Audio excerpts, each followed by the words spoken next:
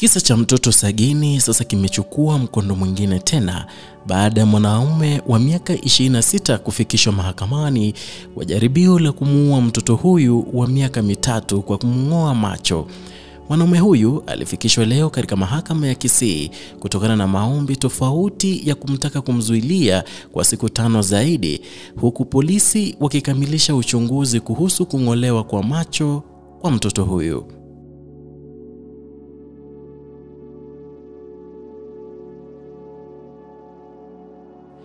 Alex Ochogo alifikishwa mbele ya hakimu mkuu Christine Ogweno kwa kumng'oa macho mtoto wa miaka 3 katika kijiji cha Ikuruma katika kaunti ndogo ya Marani, Kisii.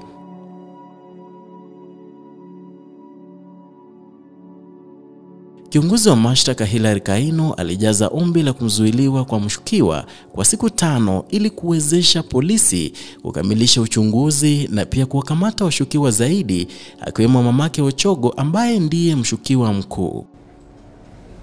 Kwa hivyo nimezingatia ombi la upande wa mashtaka ambayo imeletwa kupitia ombi ya tarehe 19 mwezi wa 12 mwaka huu, pamoja na ile affidavit ya PC David Kamau na maelezo ambayo upande wa mashtaka wameweza kuyatoa, pamoja na maelezo ya wakili wa mlalamishi na pia majibu yako unapoulizwa kuhusu ombi la upande wa mashtaka.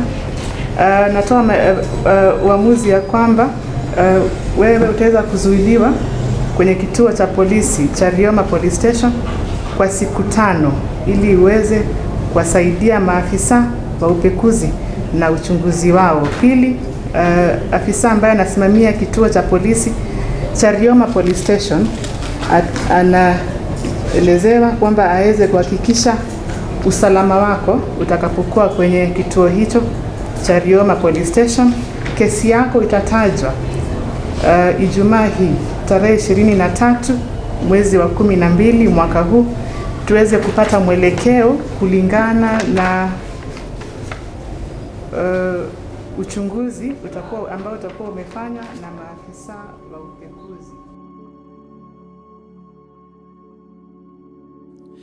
Kaino aliambia mahakama kuwa Ochogo alionekana akimsindikiza mamake hadi kituo cha basi, ambaye kisha alikimbilia Nairobi siku ambayo mtoto Sagini alipatikana kwenye shamba la mahindi.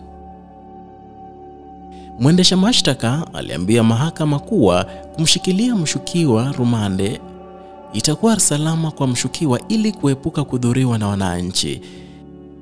Mawakili Daphne Biyaki na Binduhukire Anita waliokuwa wakitazama maelezo mafupi ya mtoto Sagini walikubaliana na ombi la mwendesha mashtaka la kumzuilia mshukiwa huyu siku 5 zaidi.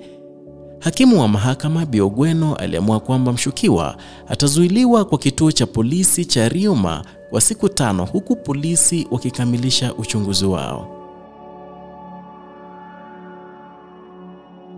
Waziri wa jinsia Aisha Jumwa vilevile alipiga simu kwa gavana wa kaunti ya Kisii Simba Arati na kuomba kwamba mtoto Sagini pamoja na dadake wapelekwe Nairobi ili waweze kushughulikiwa na kutunzwa pamoja na serikali kuu, jambo ambalo Simba Arati alikubaliana na kusema kwamba siku ya Jumanne mtoto Sagini na dadake watasafirishwa pamoja na gari ya kaunti ya Kisii hadi Nairobi ili aweze kumpokeza kwa wizara yake Aisha Jumwa.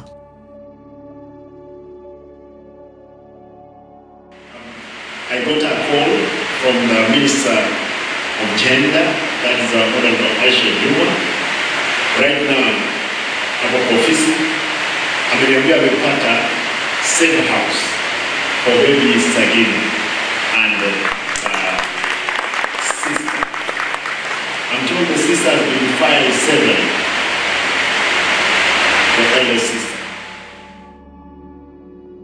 Edwin Mukaya, Agr Kisii.